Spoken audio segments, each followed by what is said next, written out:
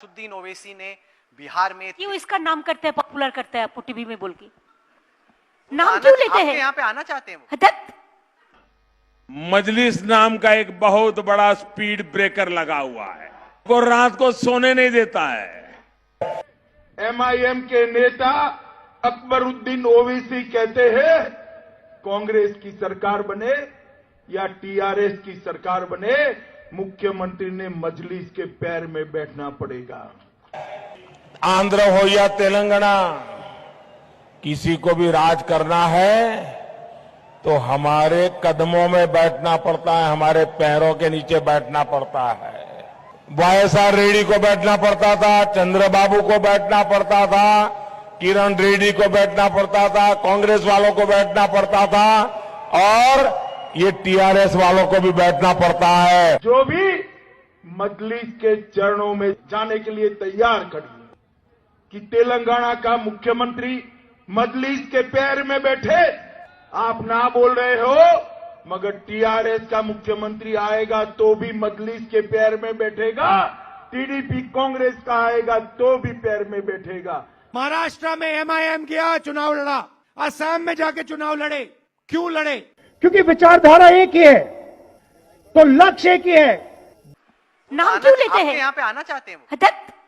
तो ये लोग जो डरते हैं ना, जो मजलिस की मुखालिफत क्यों करते हैं, वो इसलिए करते हैं कि वो हमेशा तुमको गुलाम बनाकर रखना चाहते हैं, तुमको डरा कर रखना चाहते हैं, तुमको खौफ दिलाकर रखना चाहते हैं कि अगर तुम हमसे हटकर किसी को और दोगे तो तुम्हारी जिंदगी को खतरा, अगर तुम हमसे हटकर किसी का साथ दोगे तो तुम्हारी मस्जिद को खतरा, अगर तुम हमसे हटकर किसी को और दोगे तो तुम्हारा जीना मरना या तुम्हारे इलाके में डेवलपमेंट नहीं होगा।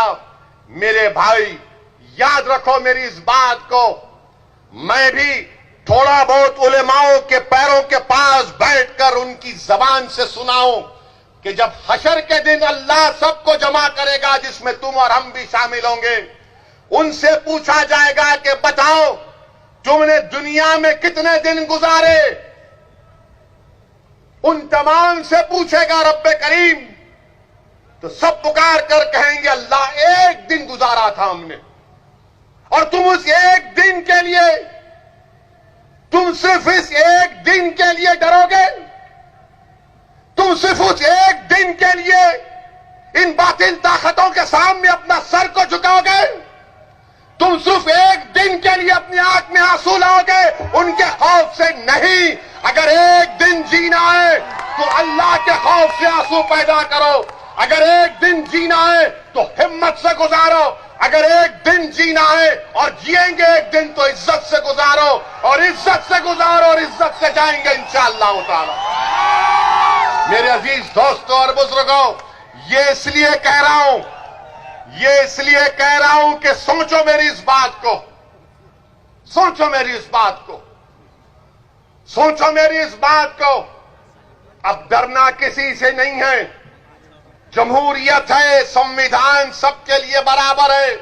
हां, तकलीफ होगी, रास्ते में कांटे बिछाए जाएंगे, मसाइब का, मुश्किलात का सामना करना पड़ेगा, मगर सुनो दीवानों, रसूलुल्लाह सल्लल्लाहु अलैहि वसल्लम के गुलामों, सुनो।